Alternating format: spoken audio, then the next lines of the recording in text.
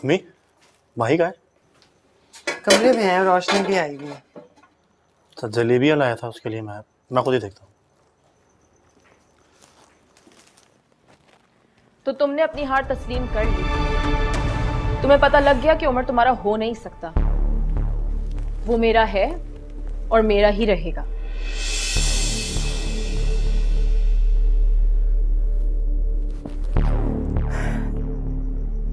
जहां तक मैं उमर को जानती हूँ रोशनी, और मैं उमर को बचपन से जानती हूँ, उसको जब तुम्हारा पता चलेगा तो वो कभी भी तुम्हारे साथ नहीं रहेगा। लेकिन मैं उसको खुद बता के खींचना नहीं चाहती। जब उसे खुद तुम्हारी असलियत पता चलेगी और वो पता चल जाएगी, और तब वो वापस आएगा, फिर उसकी वापसी कहलाएगी। उमर मेरी अब जिद बन चुका है माहीन, और मेरे पास कोई कमी नहीं है। एक से एक मिल सकता है मुझे, लेकिन सिर्फ तब जब मैं चाहूं, जब मैं उमर को छोड़ूं, जब मैं उसे ठुकराऊं। उसे मेरे पास से कोई और दूर करे या वो खुद होना चाहे, ये तो मैं नहीं होने दूंगी, क्योंकि अब ये मेरी अना का मसला बन चुका है।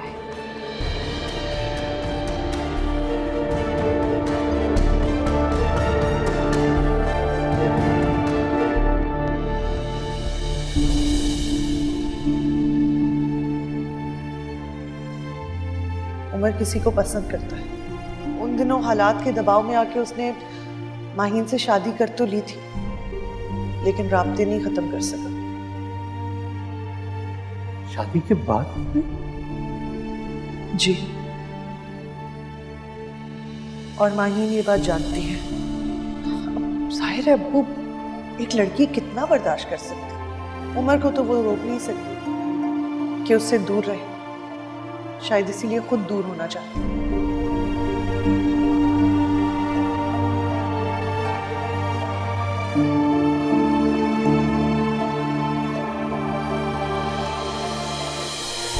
मैं ऐसे ही कल तक परेशान हो रहा था। मुझे लग रहा था कि पता नहीं क्या होगा, लेकिन यकीन माना पता लगा कि उसके हर काम में बेहतर। हम मुझसे तो किसी ने पूछा होता।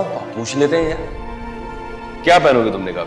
तुम तो अपनी वही बंदरंगी जीन्स लाए होगे। यार आपका हमें मजाक सोच रहा है क्या? ज़की और मोनिस पहले ही सोच रहे थे कि माही के मामले में तेरे साथ जाती ना करो, सुधी में बुरा लगेगा। अब मुझे क्या अच्छा और बुरा लगेगा, इसकी किसी को फिक्र नहीं।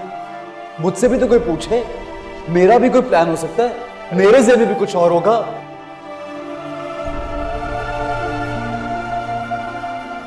हाँ ये मसला है, परेशानी है, लेकिन इस एक परेशानी की वजह से मेरी जिंदगी में बहुत सी परेशानियां पैदा हो गई।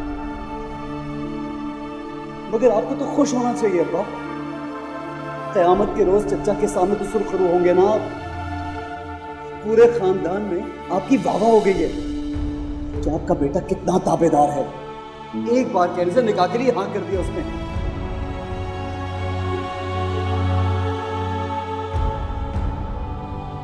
उसे आपका सुख, आराम, चैन कुछ नहीं चाहिए। भूल जाए आप लोग उसको। ये क्या बच्चों जैसी बातें कर रहे हैं? कैसे भूल जाए भाई? देखो उमर, जो भी मसला है तुम दोनों के दरमियान हमें बताओ, हम तुम दोनों को सामने बिठा के सुनेंगे बस। क्या सुनेंगे आप? अब क्या सुनना है आपको? जो सुनना था मैंने सुन लिया। सच बात तो ये कि मैं उसको पसंद ही नहीं, वो मेरे साथ रहना ही नहीं चाहती। बात खत्म। पता नहीं हमें उमर को इतना गलत समझना चाहिए या नहीं। हाँ, शादी के बाद जो उसने किया वो बददियानती है, माहीन के हक में खयानत है। लेकिन अगर उमर की नजर से देखें तो ज्यादती तो उसके साथ भी हुई है।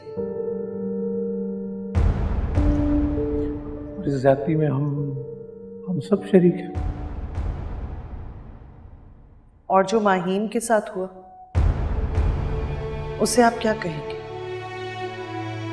नाइंसाफी, ज्यादती या जुल्म?